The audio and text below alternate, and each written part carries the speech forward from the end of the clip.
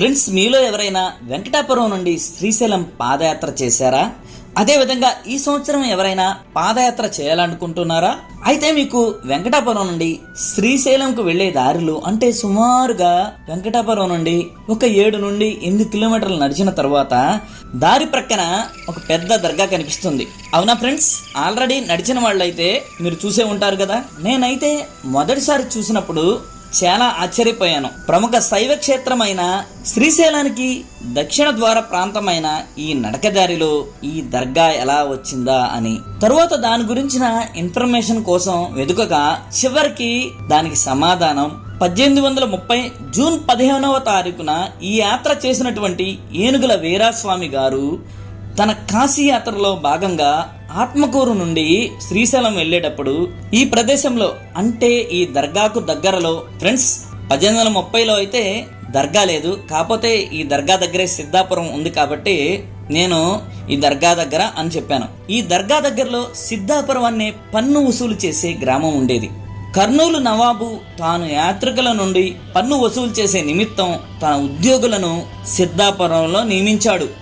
వారు యాత్రికుల నుండి ఒక్కొక్కరికి ఒక అణా వసూలు చేసేవారు. ఆ విధంగా పన్ను వసూల నిమిత్తం ఈ నవాబు గారి పరివారం ఇక్కడికి చేరింది.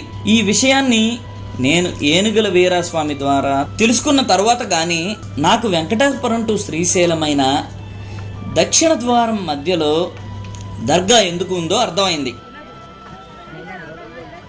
ఇప్పుడు అర్థమైందిగా ఫ్రెండ్స్ మీకు ఈ దర్గా ఇక్కడికి ఎందుకు వచ్చిందో. ఈ సిద్ధాపురం దగ్గర ఇంకా కొందరి సమాధులు కూడా మేము చూసాం.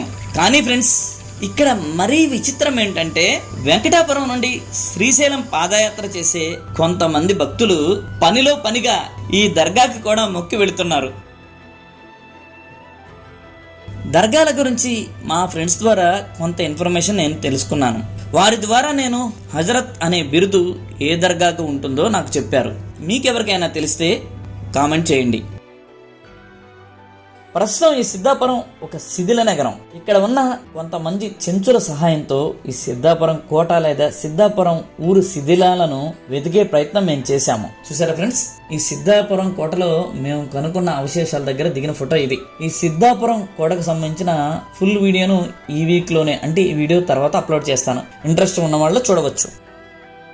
పూర్వకాలం అంటే 1830 సంవత్సర కాలంలో శ్రీశైలం గుడి నుండి సుమారుగా 18,000 రూపాయలు సుంకం కర్నూలు నవాబుకు వచ్చిన గుడి గురించి పట్టించుకోలేదు. ఇది మరీ దారుణం చూడండి.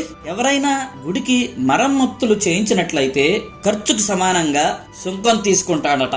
ఇదైతే నాకు భలే ఆశ్చర్యంగా ఉంది. ఆ రోజుల్లో రాజా చందులాల ఈ నిర్బంధం చేత కొంత మరమ్మతులు చేసిన విడిచిపెట్టేశాడు. అంటే ఆ రోజుల్లో శ్రీశైలం గుడిని ఒక ఆదాయ మార్గంగానే చూశారు అప్పుడు నవాబు. కానీ దానికి ఎలాంటి మరామతులు చేయించలేదు. ఒకవేళ చేయించిన వాళ్ళు ఎవరైనా ఉన్నా వాళ్ళ దగ్గర నుంచి మళ్ళీ పన్ను వసూలు చేసి వాళ్ళని ఇబ్బంది పెట్టేవాడు.